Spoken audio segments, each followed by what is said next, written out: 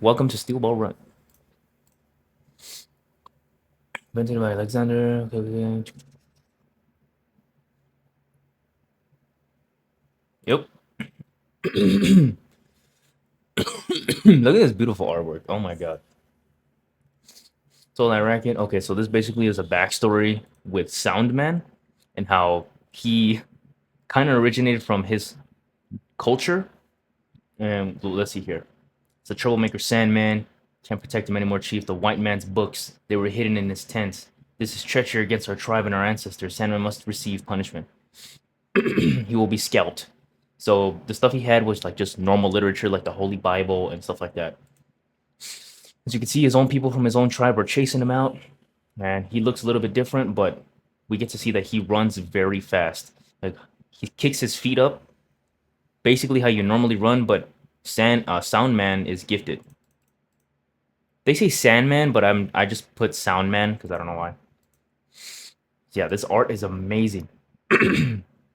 So he learned it. It's not an Indian running style. It's used for running short distances, but it's like a special technique that he uses to run. So yep, they're like it's unforgivable, Sandman, etc. And they end up like clobbering him in the face he gets clobbered by the freaking hoof of the horse. He dove under, got out of there immediately. The arrows, shoot him with your arrows. Then we see this random part come out, right? And they turn back. Random footsteps. He escapes, finds someone else, and he's talking to his sister. He's like, I'm really sorry. He's like, we're going back together. Apologize and tell him you didn't mean to insult their tribe. Then he's like, you're wrong. He's like, that's where our opinions differ. He's like, the white man is the enemy. He's like, protecting yourself by understanding the enemy's culture is another way. So he's trying to learn about the other cultures so he can use it as a tool to kind of combat that and find a way out. He wants to get his revenge from the stolen land from his ancestors.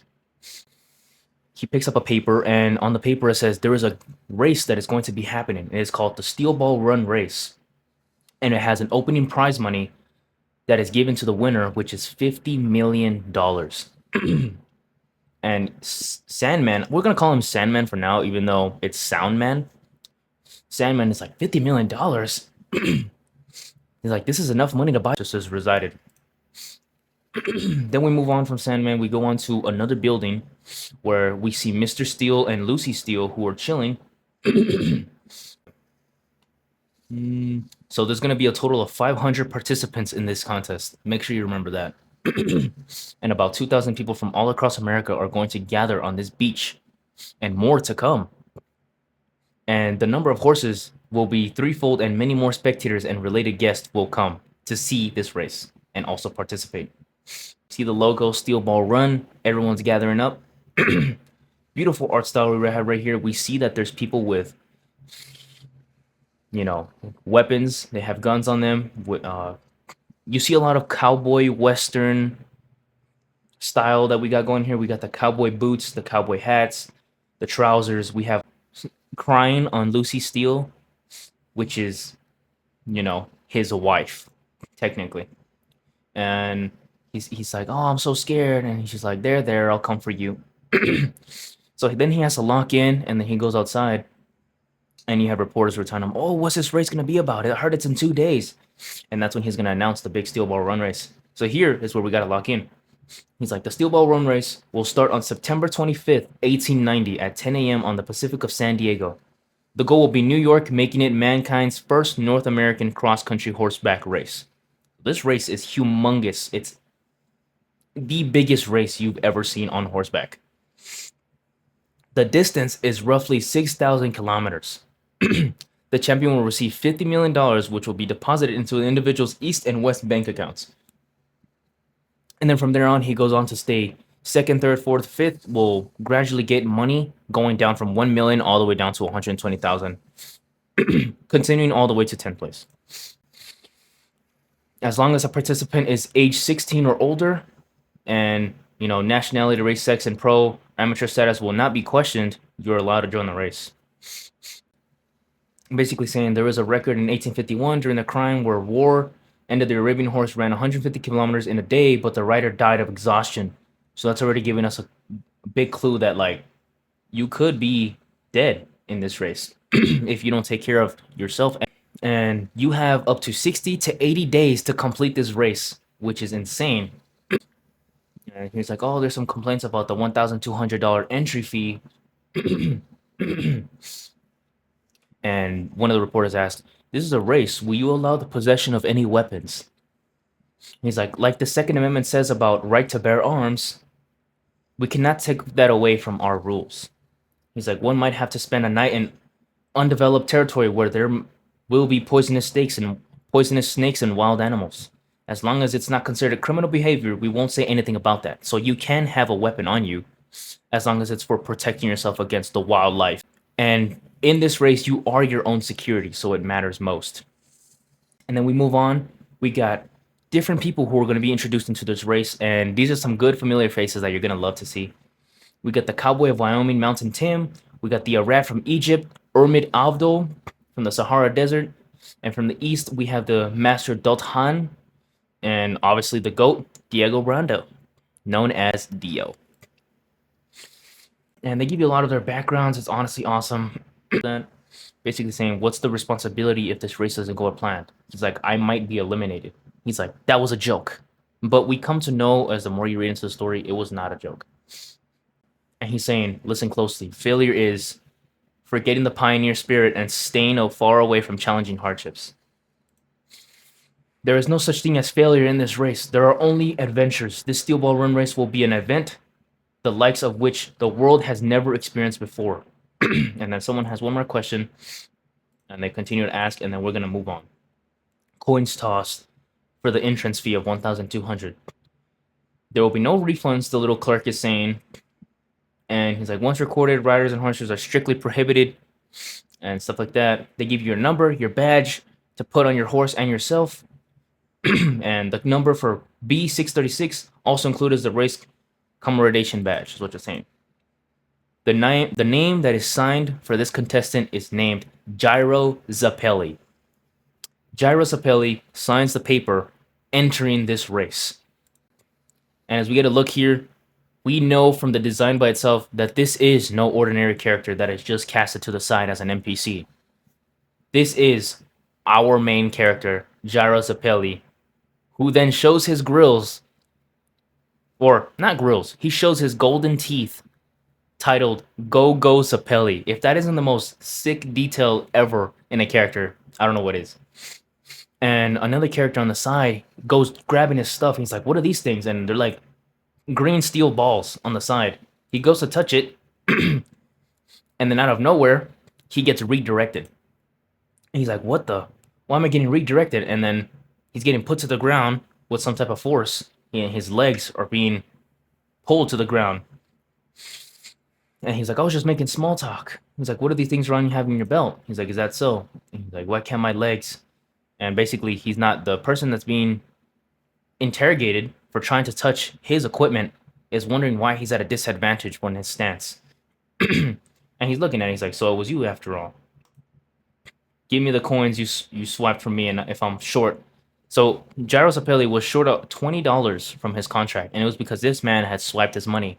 Yet he tried to get closer to his personal items, and yet he paid the price. And he's like, I wouldn't be able to enter the race, would I, without my $20? And he ends up interrogating him. He gets his money back. And that is the end of chapter 1. Now for chapter 2, here's where it's going to get a lot more interesting from. So we get introduced to another character named Poco Loco. And if you're a fellow Steel Ball Run reader like myself, you come to know that Poco Loco is definitely top 3 best characters in this whole story. And this is chapter 2, Jairo Zappelli. He's like, I wanted to do this before. He's like, you know this thing called Tekinsatsu? Like, I have done it before, I lost. He's like, I'm the opposite of the worst. Starting next month, I'm going to be the happiest point in my life for 2 months. And then he's laying on the newspaper that says the Steel Ball Run race that has an entrance fee of $1,200 and a $50 million prize pool. And then we come back to Jairo interrogating the man who swiped his money. He gives it back to him. Very scared and shocked by what just happened to him, he's like, you know what? I'm going to resort to violence. But as a resorting to violence, he he starts going crazy and the professionals drag him out of the room. He's like, I could do with that later. I've counted up the money, give me the receipt. All right. The Mujaro has entered the race officially. He signed up. So which tent will I be until the start of the race in 2 days? So now you have to pick your own horse. You could bring your own horse, I believe. You are assigned one. But right now we see him looking for one. And the guy that was mad because he swept his change earlier, he is out for revenge. So he's like, it's not over, man. He's like, turn around. You think you're big shit? And he's like, is that your weapon? That dirty round thing on the side of your hoist? So he pulls out a gun, really thinking he could do something to the goat Gyro Zappelli. He's like, now you're dead. But within that, he's like, damn, he got my gun. Ha ha ha. He's like, you didn't catch me right when I took the cash from you. He's like, I'm faster than you. He's like, if I felt like it, you'd be dead. So, pump fake. That's what happened, technically. I'm seriously thinking about annoying you from the bottom of my soul. If you're done talking, give him the gun back. So then Gyro's like, you want to do all that talking? Give him the gun back. He's like, I'm confident. He's like, I'm going to charge him. I'll forget about it. Let him go and give him the gun back. So the security, they give him his gun back.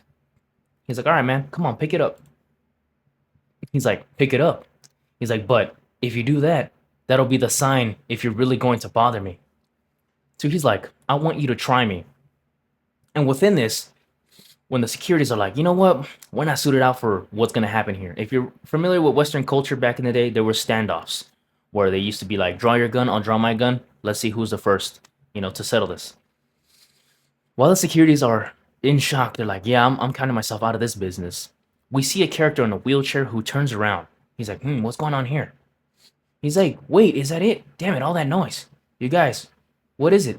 He's like, can't see from the front of me. Damn it, I can't see, fucking jerks. So, we see this standoff, right? The terrible man that had swiped Gyro's change is now looking at him with anger, and he's like, all right, I'm gonna get my gun. He's like, you serious about this? He's like, it's just a joke, hey? And now he's sweating, because he's like, what's he got up his sleeve? He's like, good luck with the race, I mean. He's like, you two, what are you doing here? So now an actual sheriff steps in. The moment the sheriff steps in and saying, what are you doing here? And the man tries to pick up his gun.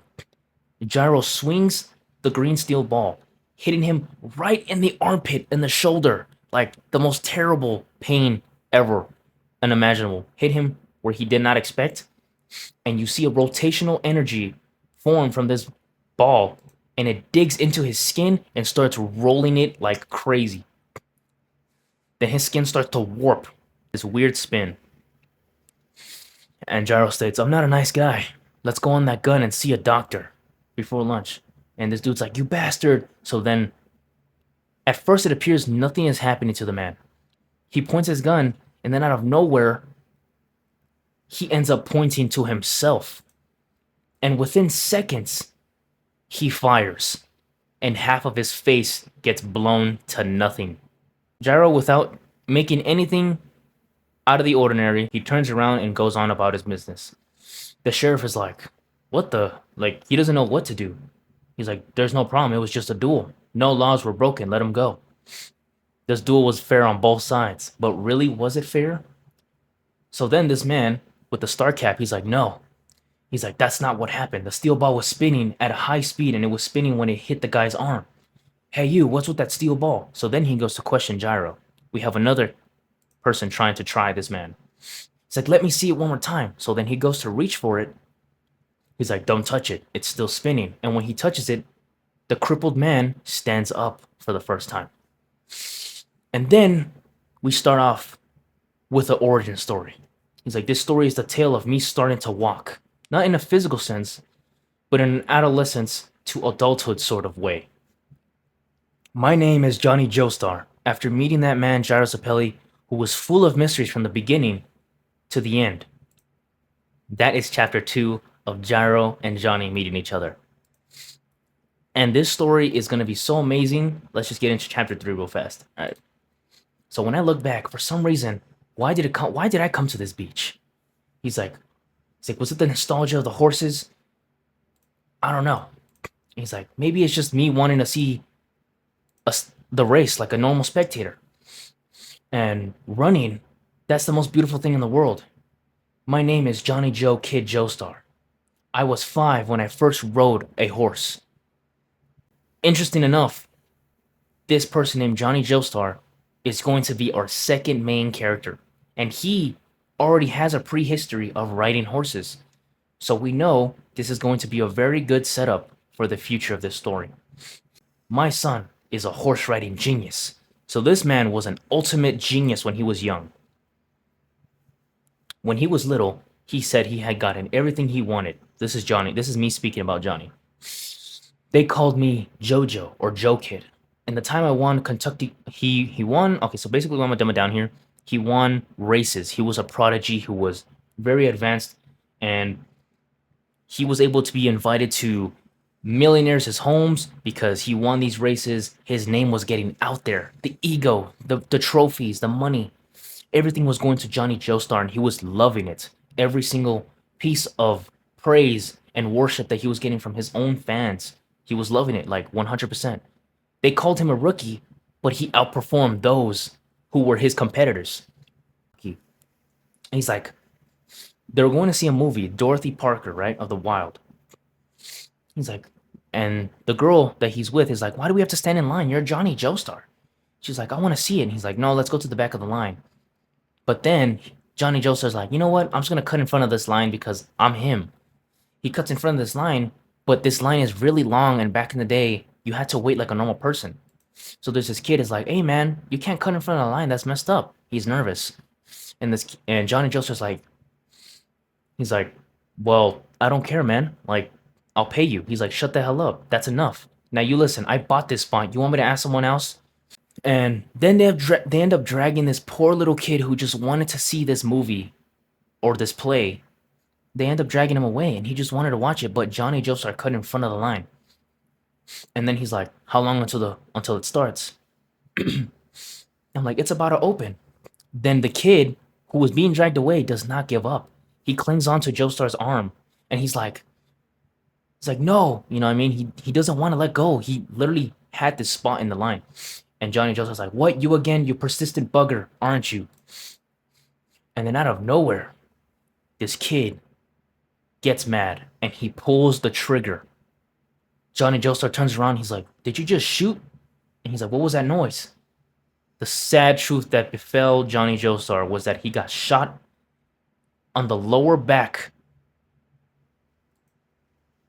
which then drops him to the ground, pleading his anger, falling to the ground, where he wakes up in a hospital, where he can no longer walk. And he starts calling to the nurse. He's like, do your damn job, with that jockey mindset. Then the nurse starts punching the hell out of him. And he's like, you shut the hell up. I'm taking blood from your foot. And basically, they know about his political and royal friends. So stuff like that isn't going to slide, especially when he's in their care. He's like, if you injured yourself during a race, maybe, but a former genius jockey who became paralyzed from the waist down because he was messed around with some girl, imagine? He's like, nobody wants to see your face anymore. Nobody feels sorry for you or even visited this place is a burden. Your woman is probably being friendly with some other guy right now. He sticks the paper in his mouth. He's like, yeah, you are no longer who people think you are. So he gets a reality check. That's his past. And small detail is, you see the paper that he stuffed in his mouth to be all rude was the same paper that talks about the STEELBALLRUN race, which we are back to him touching the ball on Gyro Sapelli's hoist, which allows him to stand. And when he stands up, he's like, what the hell was that? He sits back down in confusion. He's like, just now. He's like, but they won't move. They can't. My legs. The steel ball. I touched it. That man's. He's like, did they really move my legs? So he's honestly confused. He's like, there's no way on earth I was able to walk because I'm paralyzed. Hoarse and dying. Do you plan on changing the ranking? He asks him. Don't get any foolish expectations. I don't know your situation. But you standing up from that chair was a coincidence. It was just a bodily reflex and nothing more. So he's trying to gaslight him that what he saw was basically normal. And Johnny Joseph's like, reflex my ass. Do you think I could do that again? It's like, just one more time, I'll pay you. And then Gyro leaves off. And then he's like, hey, kid. And then tries to grab Johnny Joseph. And he's like, get the hell off me. He's like, I'll touch it again myself. So he goes to Gyro. He hit one more time until Gyro gets his hand and he's like, his finger starts spinning uncontrollably. And then he clings on to the top of the roof. And he's like, my fingers, why am I grabbed in the rafter? He's like, how could I believe that after all that happened? I'll find out. I'll figure out the truth of that spin. He's basically telling him, like, give up, man. He's like, this walking spin thing that I have, no, this spin technique that I have will not help you walk. He's like, so cling on to the rafter, and stay there because you're never going to walk again, yet alone you can't even get on a horse. But Johnny's like, I will not forget the beauty of what it is to get on a horse. He's like, I'll get on that horse again, and I will race. So then he finds his determination to join the race. 3 hours until the Steel Ball Run race starts. Gyro Zapelli, who's chilling in his tent, and we have his whole inventory. We have the teddy bear, the bucket, the blanket, the horse brush, rope, everything you could possibly think of. Even the essentials to take care of his golden teeth. The stem, I can use leaves for that, and stuff like that for his nose. He takes care of himself pretty well, and this is amazing, honestly. We get to see the inside of his inventory. So he's throwing stuff around, he's chucking stuff, and he sees this little pink teddy bear, and he's like, ah, I love this thing. So he sees a wheelchair that's just randomly on the floor. He's like, what? Out of nowhere, he looks in the back, on the corner, and he sees Johnny Joestar being dragged by a freaking horse who's getting kicked, and just honestly, it's hilarious to look at. Hey, look, it's him. The guy who was famous for being a jockey is still going at it. So basically, people were looking at Johnny Joestar and they're laughing. They're like, look at this sad sight of this man trying to get on a horse who's crippled. Which honestly, it is kind of funny. He's like, somebody stop him. And basically,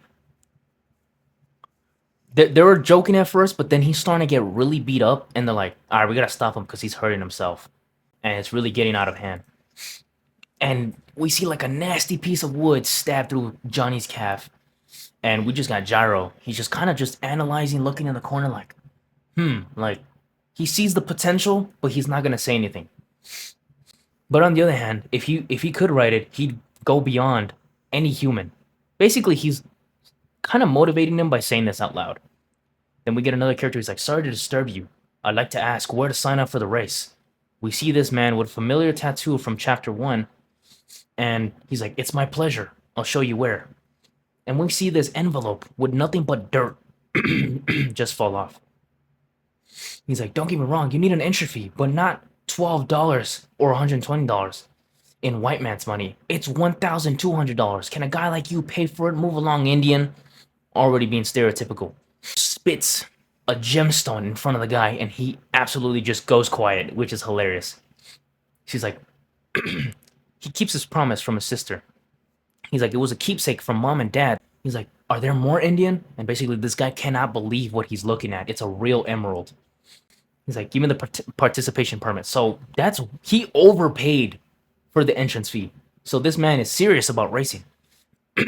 He's like, I will cross the continent with my feet alone. After the man had just asked, did you want your horse? He's like, do you even know where you're going to start? Your starting line? He's like, where's your horse permit? He's like, nah, I don't need it.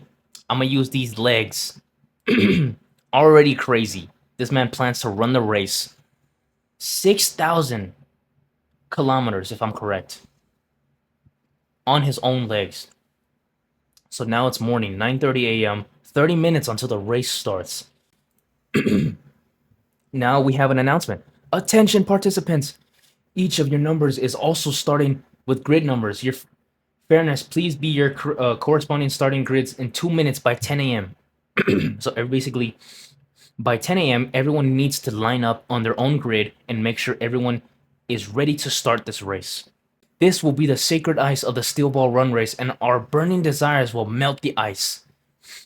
This will be transported to New York via railroad and has been calculated to melt when you reach the finish line, the symbol of fair fight and moving forward. Then we got Gyro, who's already getting ready for the race, number 636. But then we have Johnny, who's still being dragged on the horse that he cannot get on. And it's just looking pretty bad for him. There's no hope. It's like, at this point, he's going to have to call it quits and not join the race. Then the horse starts licking him in the face. You know, it's like it cares for him. But Johnny's just like, damn it. He's like, the truth about your steel ball, I won't give up. I will figure it out. It's the spin. It's like, even if I can't catch up to you after the race ends, I will someday. So he's determined. And Gyro looks at that. He's like, He's like, choosing that horse was correct. He's like, old horses have experience in this kind of race. They don't charge into dangerous territory or impulse and sprain their legs. Unlike the young ones who are all about power. Since I'm interested in you, I'll give you a hint.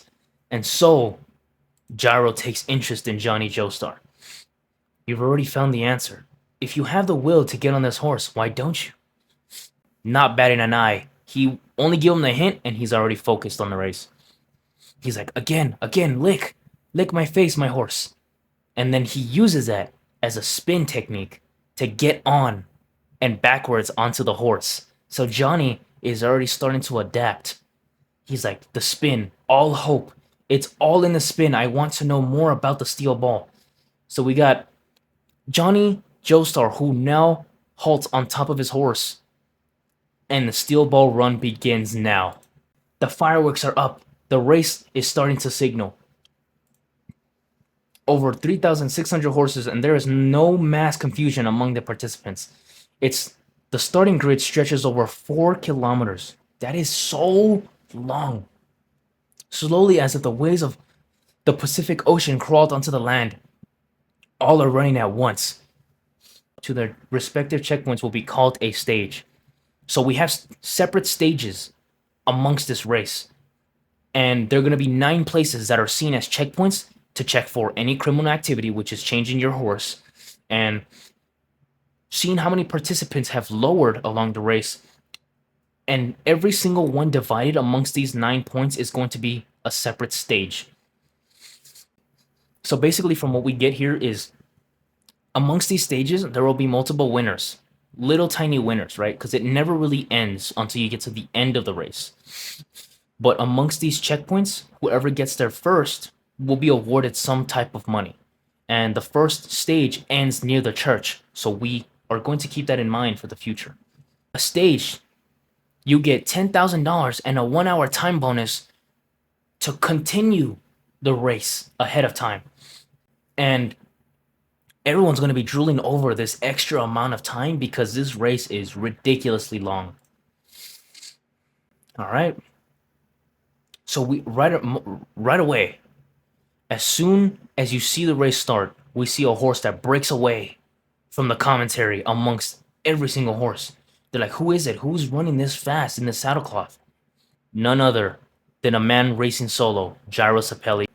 So we get the type of horse that he's riding. It's a normal stock horse. It's basically connected to its Australian roots, and it has crazy good stamina, the horse that Gyro has acquired. In front of the group. He's chasing. So now we got another person who's jumped to the front, and his name is Diego Brando, the Prince of British Horse Racing World plans to challenge. So he's making his name known. Amongst the left corner, we got another candidate who is also a large mass of a champion, Ermid Abdul on camelback, which is insane already. But then Gyro, out of nowhere, he charges. Gyro is starting to lose speed because of the camel. And Diego Brando has taken advantage of this slack and goes forward and forward. So Diego is catching up because he's taking on Gyro. But then, out of nowhere, he lunges.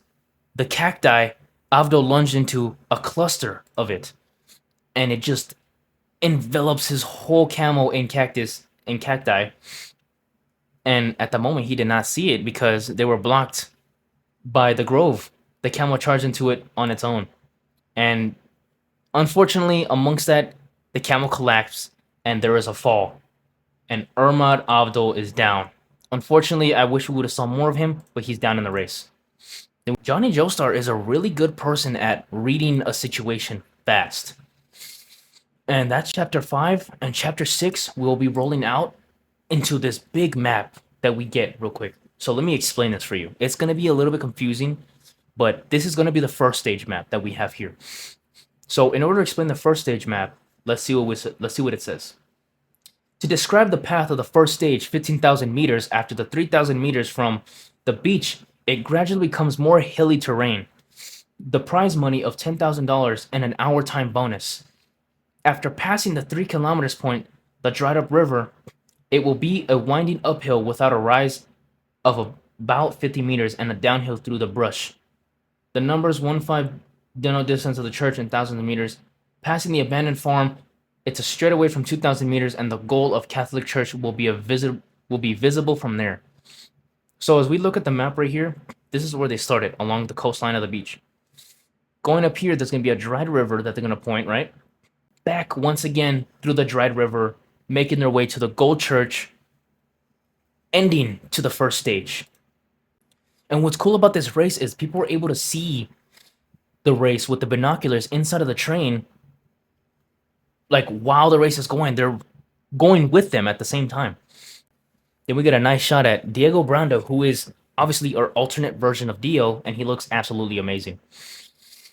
And he's like, he's an extraordinary jockey that made it to the top of British racing world in a matter of years. Could it be? So he's like, how is he getting closer? He's like, what the hell? Diego disappeared. So Gyro is just confused. They're lined up. They're lined up. And as they're saying, like, out of nowhere, he's trailing from the neck behind. And Dio has now caught up. And he's like, could this be? It's like magic. He suddenly matched Gyro's speed. Didn't race. So basically what he does is he's reading the habits of the horse. That's how Diego was able to catch up. Every horse has a weakness, something that allows for a signal to be read, whether it's the ears turning, and he's like, the breathing technique, he uses that as a cue to go past. And you're talking about habits? You mean my horse has a running habit? Are you kidding me? He's like, would it even matter if I told you habits can't be fixed just like that? He's like, there's about 12,000 meter mark, and it's the dried up river. Diego Brando is the first across the bridge. He's like, but you don't have to fix your habits. Who says that? He whips out the steel ball, and he puts it to the back of his horse, and the horse kicks the ground, and it makes a pulverizing hole on the bridge. So swaying to the left is your habit, you're saying, but go ahead and let your anger explode. So he hits the bridge, and the bridge starts to collapse and break. It's like the steel ball again. He's like, it's the same thing, the same time on my legs. We go back to the tent. We see someone who has not started the race yet. This man looks at the race and he's like, wait a damn minute. He starts sweating. He's like, what time is it? He's like, sorry to bother you, sir. He's like, Poco Loco, the next 2 months of your life, I guarantee that. And we get a flashback from someone who's talking to this guy. And it's like this tarot card reader or whatever. He's like, I guarantee that in anything you do, you will succeed. 1 out of 50, 100 million people, the greatest peak of your life is coming. You should do whatever your heart desires. There is no need to hesitate. You have no enemies to fear. So he has like some sort of good luck charm coming to him. So him entering the race hella late does not really matter. 50 million, lucky guy was true, then why would I oversleep on the day of the race? So he's like, why was I told that I was going to be lucky, but then I'm starting the race so late? He doesn't really know, right? We'll come to see that eventually. It's horse shit. Okay. Then out of nowhere, this girl's like, what the? Whoa. And then, thank you, God. So basically, every event of him being late is like, it's leading to him getting lucky. Like, he gets to see women, revealing themselves in some sort of way. He gets to get gold coins and all this stuff. So luck is on Poco Loco's side. He's like, but look at the map. If we take this route, so we have people yapping, but Poco Loco's like, I don't got time for that. So he leaps with his horse. He's like, if I'm 1 in a 50, 100 million, I'll believe that. I came into San Diego believing that if I was wrong, it's all over right here. I'm gonna win it. I'll win it, and then I'll go back home, and I'll live a happier life. So Poco Loco is like, if what was told to me to be lucky was very true, then I'll put my life on that gamble right now. And out of nowhere, he leaps across this big gap in a cliff, and it appears his horse and him are gonna fall back, and he's about to get eliminated from the race. And then Sandman is like, use a rope you got. He's like, if you know how to use it. So Poco Loco whips the freaking rope, and he clings onto the end. And when he clings onto the end, Sandman continues running, and Poco Loco's like, you know what? That worked. Like, that worked. So it worked. His luck is starting to adapt. It's already caught up. How insane is that already? He's like, how could it be? Is he the leader? Without the context, if you're not Johnny Joestar, but you're the reader, you're like, this man is lucky. Like, ridiculously lucky already. Way. So beating Gyro in this stage would be the easiest way to start communicating with him to try to get help on why the steel ball made him walk that one time. He's like, what happened? Gyro Sapelli is going off course. So now, apparently, the normal course was supposed to be followed by many people, but Gyro, he decides to take a different path. He's like, nah, I'm gonna cut through the forest. We see at point 6 right here, you're supposed to go all the way around past point 5 and then make your way towards this corner and then go to 4. But Gyro's plan is to cross on 6, make a middle path from points 5 and 4, and continue all the way to point 4, all the way to the church. 2 seconds of thinking, they start chasing Gyro. Poco Loco and Johnny Joestar are like, you know what? We're going to follow Gyro Sapelli. After they make that turn, everyone starts following. A great mass group is starting to join the chase from Gyro, who is trying to begin this shortcut. So Poco Loco dives in head first with his eyes closed. Johnny's like following Poco Loco. He's like, this guy, even though he's closing his eyes, he's somehow getting through the forest. We see Poco Loco get absolutely obliterated by opening his eyes and getting hit with a thick branch, and he gets knocked to the ground. He's like, just as I thought, some thin and boring freak. So it turns out Poco Loco's luck was not so great after all. We got Gyro, who's continuing on in the race. And he's like, could have sworn someone was coming behind me. He's like, a runaway horse? He's like, the rider's fallen over. Then out of nowhere, we see the horse dragging Poco Loco through the forest. And he's like wailing. He's like, whoa. He's like, this guy. He's like, shit. He's like, he went straight through the space between the branches. I can't catch up. He's getting ahead of me. So him getting hit was absolutely lucky for Poco Loco because he was able to go through it easier. So Johnny's like, who knows, this guy falling off the horse could have actually advantaged him into getting through the forest. But Gyro continues to blitz through the forest. He's like, fast, fast. I was really lucky. I can't believe how lucky I was falling off a horse. He's like, if this keeps up, he might catch up to Gyro on the horse. He's like, is this by chance? He's like, damn, I guess it's time to avoid more than just trees. So Gyro's like, it's time to, get to business. There's too much in my way. So he throws both of his steel balls and they start spinning. And then he hits the trees, and then the trees just divide. They divide like magic.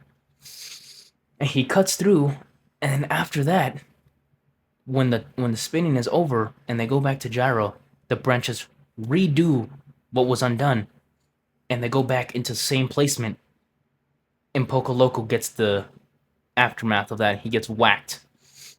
So the one who comes out of the forest first is none other than Gyro Sapelli, who single-handedly got through the forest with all these branches. And then we see someone who's starting to catch up again. It's Poco Loco. And then Gyro's like, what the hell? How is he catching up?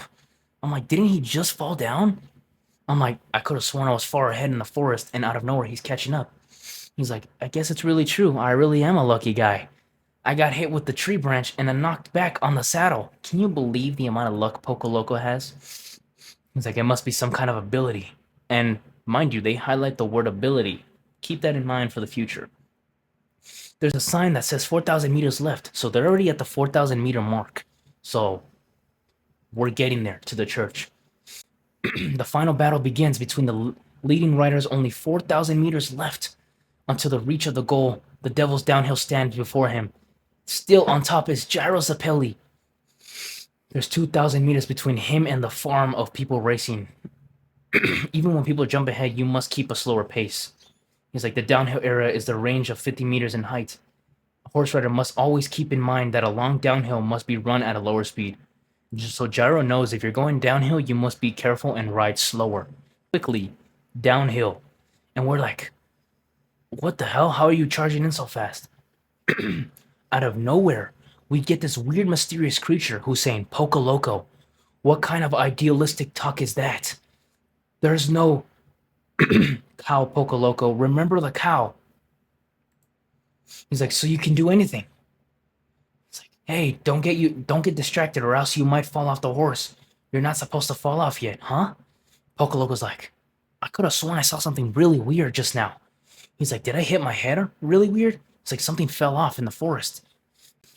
Poco Loco's like, what the hell? So out of nowhere, he gets this weird image going into his hand, and Poco Loco gains confidence out of nowhere. Poco Loco charges in front, and out of nowhere, confidently going downhill, he goes past Gyro Sapelli. Poco Loco out of nowhere trips. It's all coming to an end. It's okay, just keep going. We are lucky. It's safe. And you hear this voice where it's telling Poco Loco to just trust himself. But then out of nowhere, he falls. Poco Loco is down, and Gyro is once again first place in the lead. Poco Loco starts riding the dead cow on the grass, and he's accelerating downhill without doing anything. And Gyro's like, what the actual hell is wrong with this guy? So he's like, shit, this is terrible. His horse isn't even running. It's doing nothing, but it's resting. And he's like, once we cross the farm, we'll reach the final stretch, and his horse will have rested its legs completely. So Gyro's like, I'm not having none of that. He's like, I can't let you ride a dead cow's body. So he shoots the steel ball, and it hits the ricochet of the crack on the side of the cliff. And from there, we catch Soundman, who was already there trying to leap with his acceleration. I don't know how he's caught up this far. But he's like, what? Did he take Sandman? Sandman, his name is Sandman according to the registration. This race is impossible to predict. It's so exciting. Sandman is in the first place and is head down the final stretch. How the hell did Sandman get down here with his own legs? We do not know. But he is already finally into the last single stretch left. It's him, Poco Loco, and Sandman. Gyro, Poco Loco, and Sandman are the last three to make it towards the final stretch of the 2,000 meters that's left. So we got Lucy Steele, who's like, it's finally rounding downhill. He's like, that guy, how the hell is he even keeping up? So people are losing their minds about this man. And they're like, this should be impossible. And yet we still have Poco Loco, who's continuing forward. He's like, this downhill race will end soon, and the final straight will be seen. The running time has already passed 17 minutes. And if we see right here, we see the rocky area. It's being taken as he's taking a shortcut. Sandman is taking a shortcut on the rocky area instead of going the normal direct path to get to the goal. So Gyro's like, what the hell? He's like, and we go back to Mr. Steele. He's like, a running human? Faster than a horse. He's like, Sandman's speed. He's like, a world record isn't even close to that. He's like, it should be impossible. It doesn't make sense. He's like, I will explain to you how there is a way to run and achieve speeds of 40 kilometers an hour. So Mr. Steele is going to explain to us why he's running this fast. Turn off your brains for this moment because it's going to be insane. When humans run, there is an impact when the foot hits the ground, and the force of the blow knocks the joints and any muscles around, causing them to become fatigued. But in Sandman's case, he uses the flow of impact to drive the front of his feet into the ground rather than his heel. And he uses this as a force of acceleration. And this way, his speeds increase every time he kicks off the cliffs, which is a very crazy way to determine it, but it makes sense. He uses the energy from his impacts to go forward even more. Sandman style puts the entire earth on his side, so he's using his own environment to his advantage. And right here, we have a nice spread of Gyro and Poco Loco who are charging in the corner of the race. And we see Sandman, who's like going up. He's like, to my coincidences, something must have been helping him. Some kind of power has been protecting this guy. So Gyro is already aware that there's some power that's helping this guy. He's like, I will protect you from everything there is. This mysterious power is telling Poco Loco. My horse has been a sprinter since birth.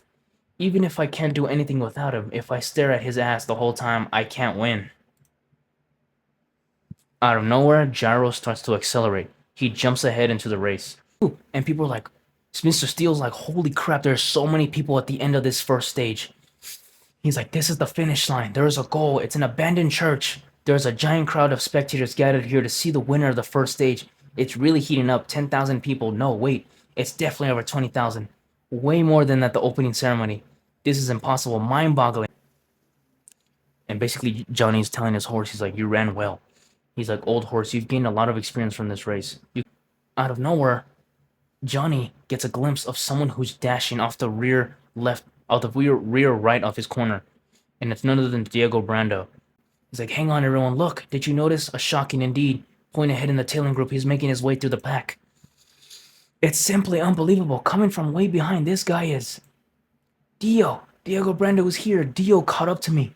So, I don't know how, but Diego Brando is already catching up to Johnny Joestar. The wind that is being taken up in front.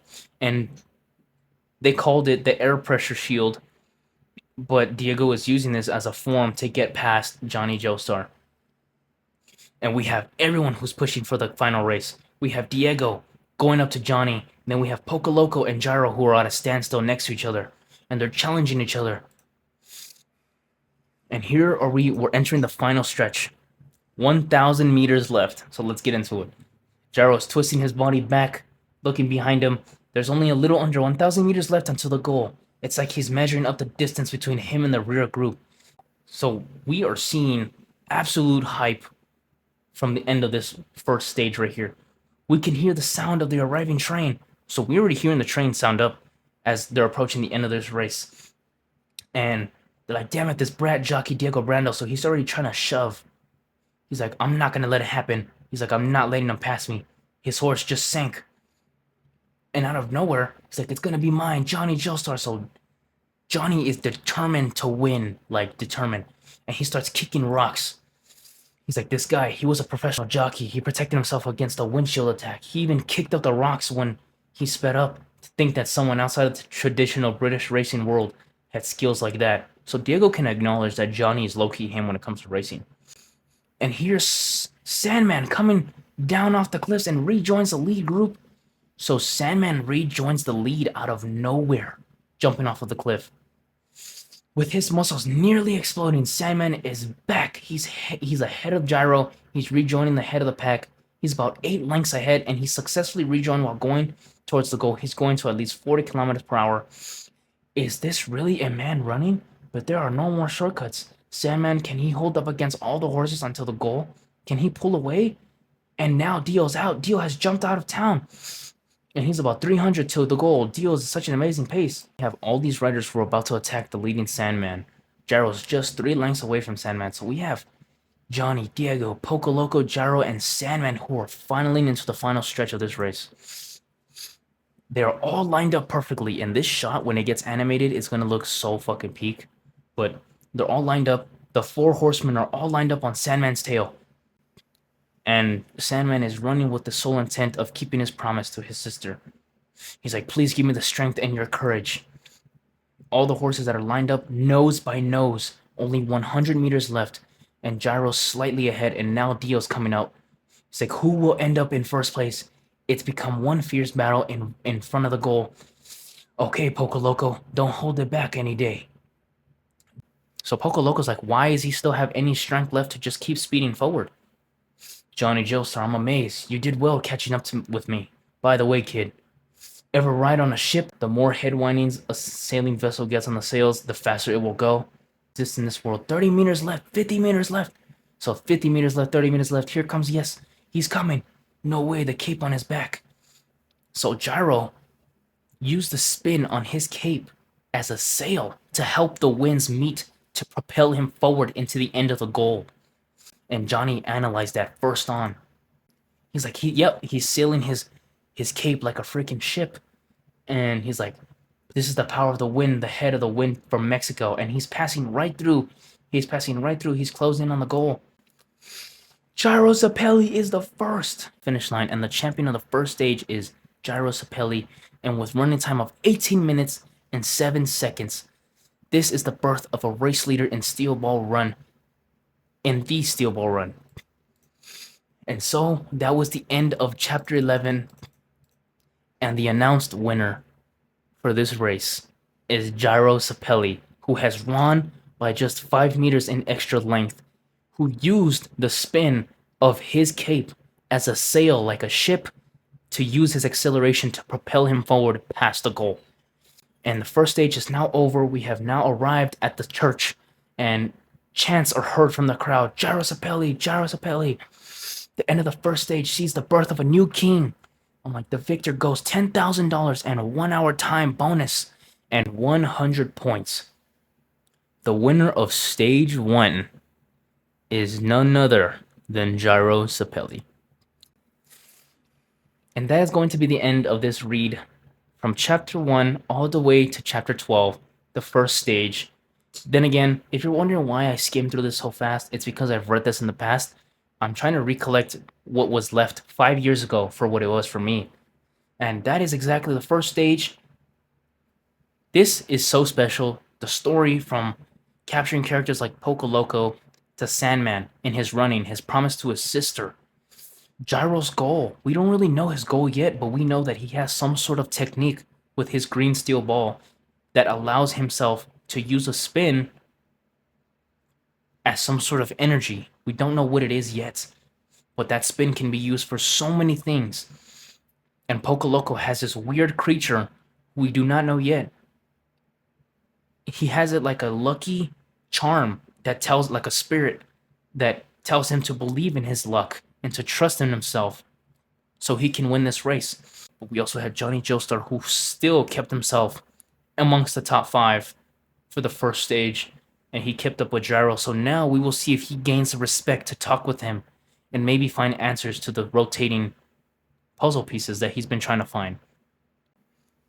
And let's not forget about Diego Brando. Diego Brando is an important British racer who is well known for using specialized analysis on horse breathing techniques to get past his opponents.